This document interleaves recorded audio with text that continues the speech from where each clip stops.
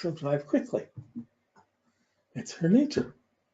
On impulse. Got to go here, got to get it, I got to get here. But she might have too many places to go and she's trying to fit them all in. I'm going. Hi, I'm here. Okay, got to go. Like that. Cardinal fire. Again, the fire, enthusiasm, activity, burning. So her moon is going to be proud, expressive, dynamic, doing things.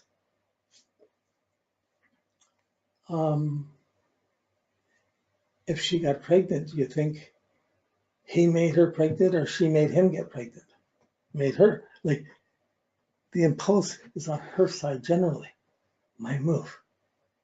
Okay, like, so if she's going to be with someone or in a business, with a person, in a group, she's going to have the impulse to a need to do things to prove herself, to feel secure. I want to do this for you. Let me do things. So if you're in a relationship to her, the more you let her do, the happier she's going to be.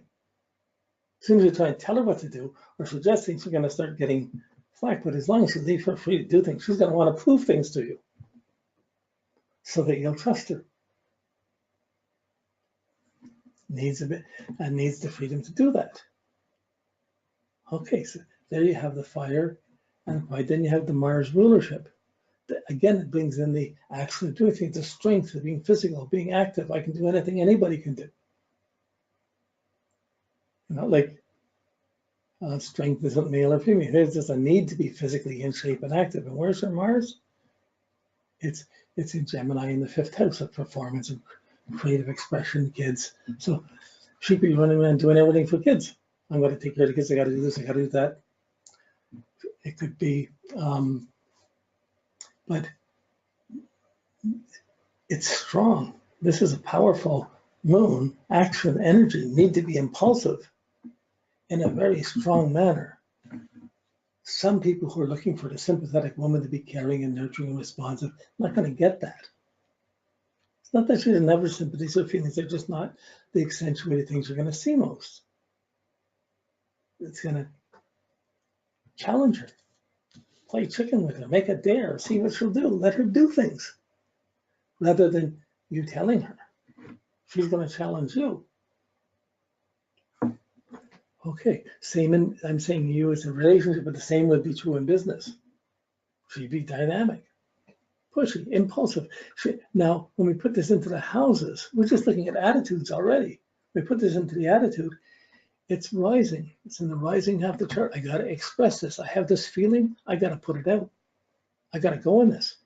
I know this needs to be done. I can feel it. It needs to be. I got to do it. The impulse is going to, and it's going to be expressed. So it's going to be communicated, expressed, acted on, and most likely she'll start conversations and walk away before they're finished.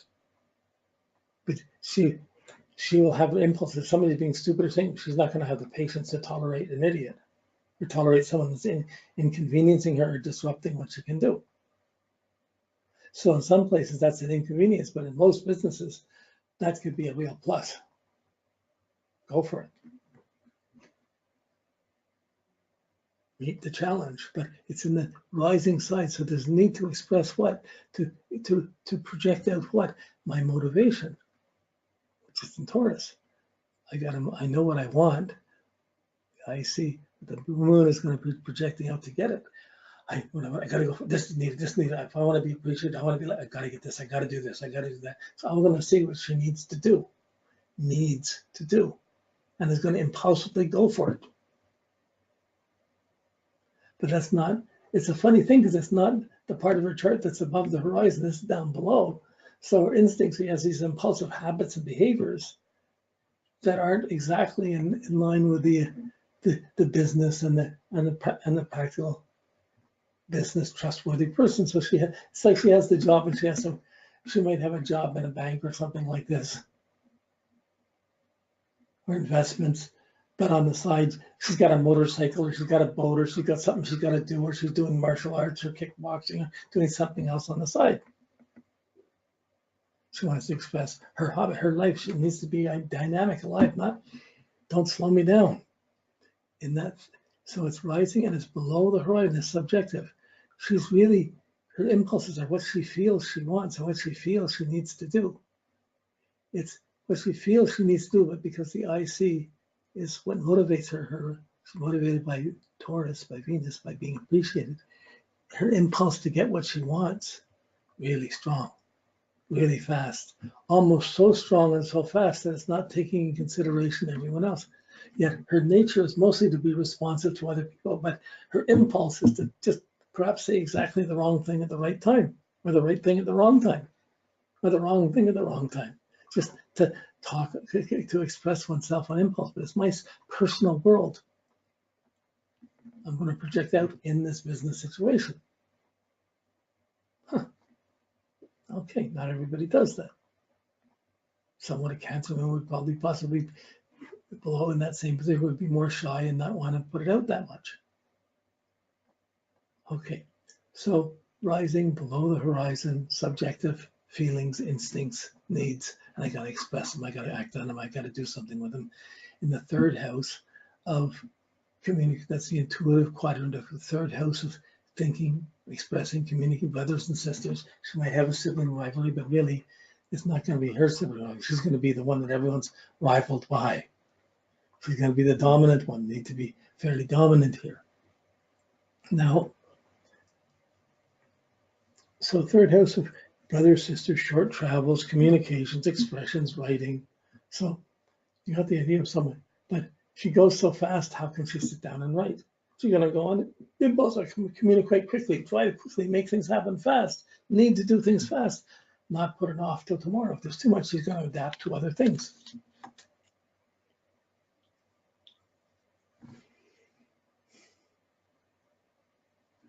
Okay. Now, so third house is the communication house. It's cadent, not driving, it's adaptable. I've got to do this, I got to do this, I'll adapt. Oh, this is coming up, oh, this is coming up. She's going to be trying to do it in as many different ways as possible, or as is needed. Okay, that's basically this dynamic moon energy. Powerful, strong. And what are the aspects to it? It's trine Neptune, it's opposed Pluto.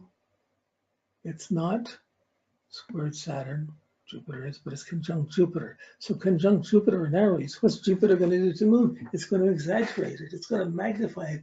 It's going to justify it. It's going to encourage more. Fast, go for it. It's not going to want to be held back. It's want to build more, do more, be more active, push further. It's going to be really increase the adrenaline on her needs. So by nature, she's a person that's got to be ongoing, active all the time. However, the one aspect, the moon opposed Pluto, the most personal planet to the most outer planet, there's a difficulty here. Here's this little girl that will do anything, will try anything, really is as strong as any guy her parent could have, is just impulsive and strength. But she would run into the principles of parents. They would be worried, oh, geez, if she's that strong, she'll get in trouble, she'll do this. So there's fear and blocks around them. The mother was very frightened and had a very difficult, long delivery. Okay? That's the Pluto opposed the moon.